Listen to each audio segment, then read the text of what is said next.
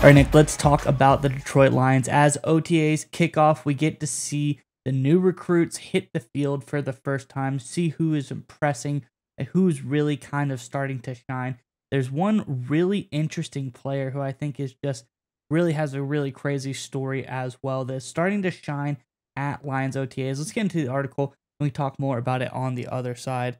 This is from two places, Pride of Detroit, and the second part is from All Lions.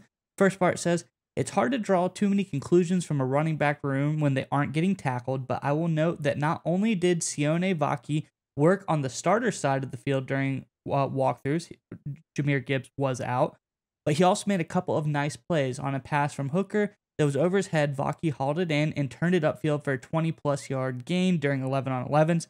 This is the second straight practice where I've made note of his natural hands in the passing game. Then Brad Holmes goes on to say over on All Lions, he said, I first saw him, talking about Vaki, when he made the switch, talking about Vaki switching from safety to running back in his time at Utah. He says, I first saw him when he made the switch when they got kind of short at running back there at Utah, Holmes said via SI.com. They just had him fill in, but we were more so looking at him as a safety, but he looked so natural as a runner. I was like, wait, where did these backyard instincts of his come from? Of just him running the ball and making these plays. Not only does he have these instincts, they are more natural than we thought. He's not even majoring in it, meaning that he was a safety. Coming over to the running back side, already looked very natural. I think this is a really interesting story on Vaki. I'm glad he's starting to shine at OTAs, Nick. I'm curious what your thoughts are, but Lions fans, in the comment section below, we already covered Vaki, so that one's off the table. Let us know, who else do you like during OTAs? Who are you keeping your eyes on? Who do you think is going to rise to the top? Let us know in the comment section below. But Nick, what are your thoughts on Vaki? So it's important to understand the context in which the Lions are evaluating this position. And look, this isn't a move to potentially supplant Jahmyr Gibbs or to push out Montgomery. Maybe long term, something like that for an older player like Montgomery, maybe, even though not likely.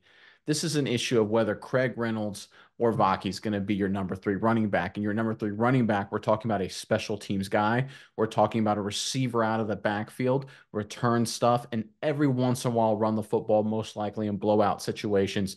Because if you want to pound the rock, it's going to be Montgomery and Gibbs, right? We all know that. We all understand that. So this is not a situation where you're looking for a guy who can be your 10, 15, 20 carry a guy running back. The Lions have two of those. Now, when you look at Vaki's skill set and the fact that he's a great receiver out of the backfield, that really aligns itself to be the number three guy. Because I like Reynolds as much as the next guy, but the guy has 10 career catches to his name so far through 5 seasons of professional football. Really started playing the past 3, but still 10 career catches is not a whole heck of a lot, obviously. And Reynolds does a lot of nitty gritty things. He's one of those kind of players, but so does Vaki. He's a guy who is more than willing to switch positions late in his collegiate career. That kind of sounds like a Dane Campbell football player, positionless kind of guy who's willing to do whatever it takes to help the team win.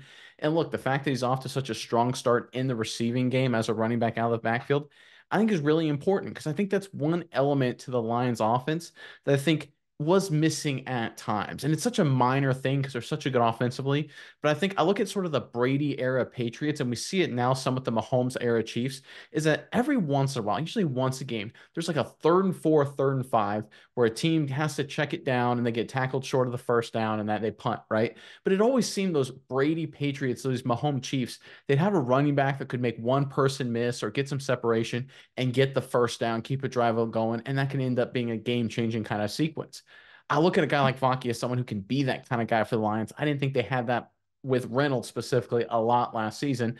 And look, anything you can do to keep the wear and tear off a guy like Gibbs by giving some more third down reps to another running back is a smart addition as well. So the fact that he's off to such a strong start specifically in the receiving game, excuse me, and he has return potential as well, is a great sign for the Lions going forward. And I'm really excited that you have not just analysts and people watching and being pumped up, but you have a guy like Brad Holmes. Brad Holmes, obviously a very smart guy. If Holmes is paying attention, that means you most likely have something special about you. Yeah, Nick. And to talk more about Vaki's history and just how he's come to be for the Lions, I think it's really interesting because you look all the way back in high school, he was a dynamic player. He was a two-way player in high school, played both running back and safety, came in, won a lot of awards in high school, comes over in 2019. Yes, I said 2019 to Utah, goes on his Latter-day Saints mission trip for 3 years. So 3 years out of football, comes back, and then after 1 year with Utah, he's able to come back and play. So basically, let's say 4 years out of playing both ways, playing both positions, he comes back and he's still so natural, so gifted in each way. I think that just shows this guy has an innate ability to do both things. He is a great, safety. He was pretty good at Utah when they need help. He fills in the backfield, becomes a natural running back as well. I think this guy is the definition of just a really good football player. He doesn't really necessarily have to have one set position. So I think, like I said, this guy is going to be great on special teams. I think he could fill a role there. I think he can fill a role in the backfield on those special third down situations, passing downs, all kinds of stuff like that. Baki is just a pretty good player, and he's got great size too, 5'11", 213 pounds.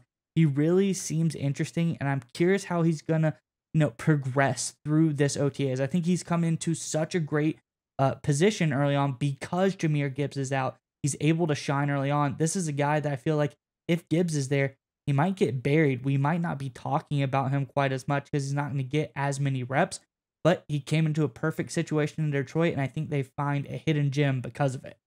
Yeah, I just want to fact check myself real quick. I was incorrect. I said Reynolds only had 10 career catches. He has more than that. He has 22. Still a very small number over the length of his career at this point.